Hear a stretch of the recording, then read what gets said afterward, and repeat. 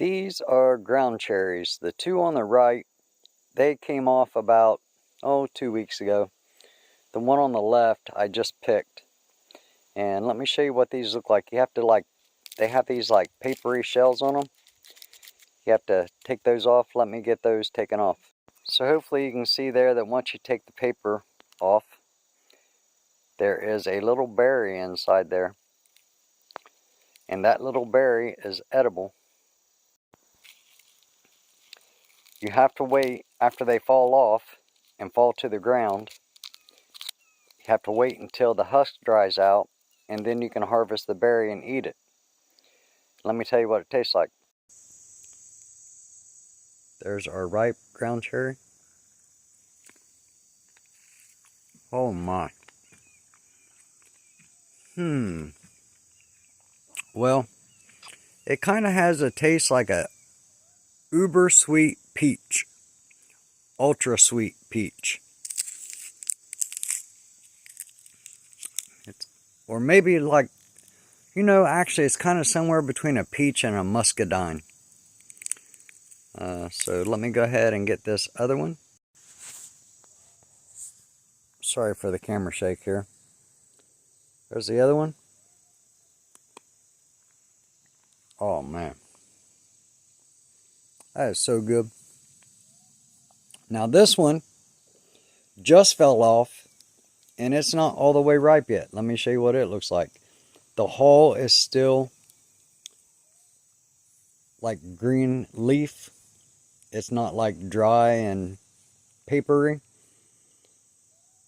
So the hull is still pliable and the berry will have a green color. Let me get it out. Now that I have this berry out, you can tell that it's also greenish in color. It's not ripe. It's still edible. The difference is it doesn't have that muskmelon taste.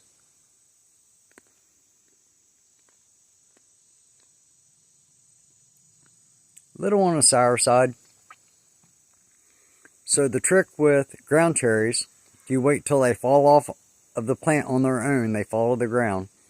You collect the husk. You set them somewhere. Let them dry out for a couple weeks.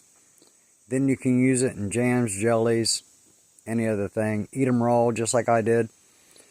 Once you remove them from the hulls, they'll store in like a glass mason jar with a lid on it for months and months and months. You could put one of those moisture absorbers in it if you wanted to.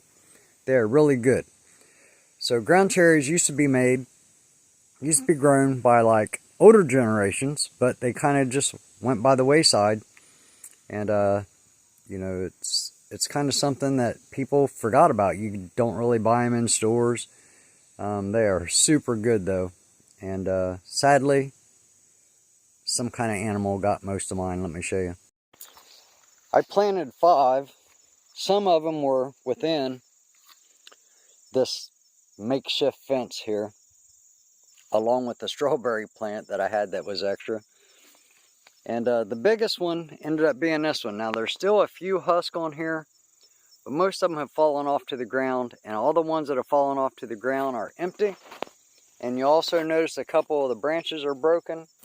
And if you look at right over here, where was it at? I think it's that little small green one right there. It's got teeth marks in it. You can see all the empty paper husk on the ground where something come along and ate them.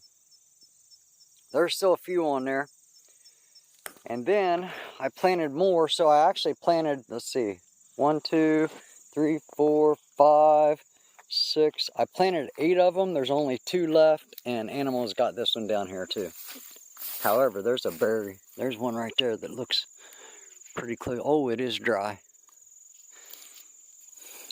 Well, might be my lucky day. Let me get this out of here. See if I can do it one-handed. I'm probably going to lose the berry. Yeah, let me get this out with my hand. Be right back. There is what this one looks like. The hull on it is almost paperish. I'm going to go ahead and eat it because these are so good. You have no idea. Oh, man. Oh, man. If you've never tried these, you're going to have to try them. You're going to have to grow them and try them. They are not, a lot of people say it's not the same thing it's used in salsa. It's not the tomatillas or whatever they're called. Totally different.